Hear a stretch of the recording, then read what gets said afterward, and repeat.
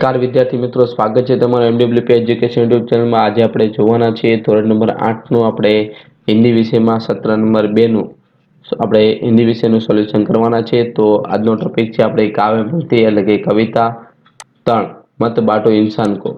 તો સોલ્યુશન આપણે આગળ વધારીએ તેની પહેલા તમે જો પ્રથમ વખત અમારી ચેનલ તમે જોઈ રહ્યા તો ચેનલ તમે સબસ્ક્રાઇબ કરો, જેથી તમને વિડીયો લેક્ચર મળતા રહે। તો પ્રશ્ન નંબર 1 ની અંદર તમને વિકલ્પો આપેલા છે। पहलू है मत बांटो इंसान का काव्य में कवि कौन है? तो विनय महाजन। कवि किसने बांटने की बात की है? तो आवश्य इंसान को। किसकी मुस्कान को कोई रोध नहीं पाएगा? तो आवश्य मौसम की।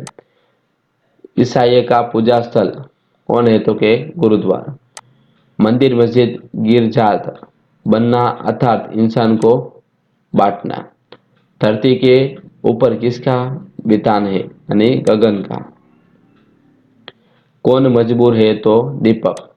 चलो खाली जगह पूर्ण करण से अभी राह तो शुरू हुई है, मंजिल बैठी दूर है। दुनिया में मानवता की भावना फैलने की शुरुआत हुई है। तीजो मिला न सूरज का संदेश हर घाटी मैदान को। चौथों है अभी प्यार का जल देना है हर प्यासी चट्टान को। एना पे प्रश्न नंबर 3 है, एक बे वाक्य में भगवान को किसने बांट लिया है? तो कि भगवान को मनुष्य ने बांट लिया है। बीजो लोगों ने भगवान को किस प्रकार बांट लिया है? कुछ लोगों ने मंदिर, कुछ लोगों ने मस्जिद, तो कुछ लोगों ने गिरजाघर बनाकर।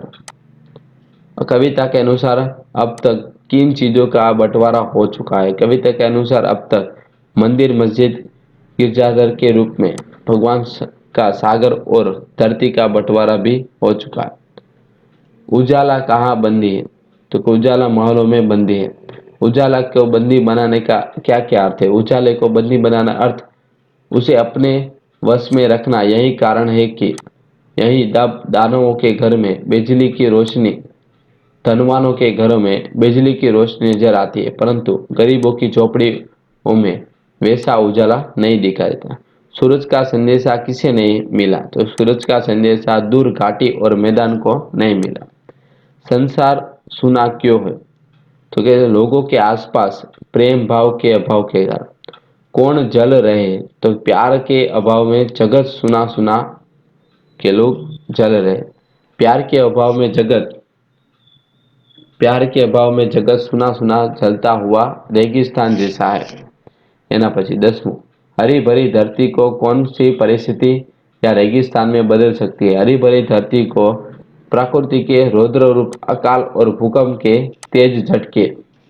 चट्टानों की प्यास कैसे बुझाई जा सकती है? चट्टानों की प्यास प्रेम राय जल से अर्थात भेदभाव के कारण। जो लोग पत्थर जैसे कठोर हो गए हैं उनके साथ समानता का व्यवहार करके बुझाई जा सकती है।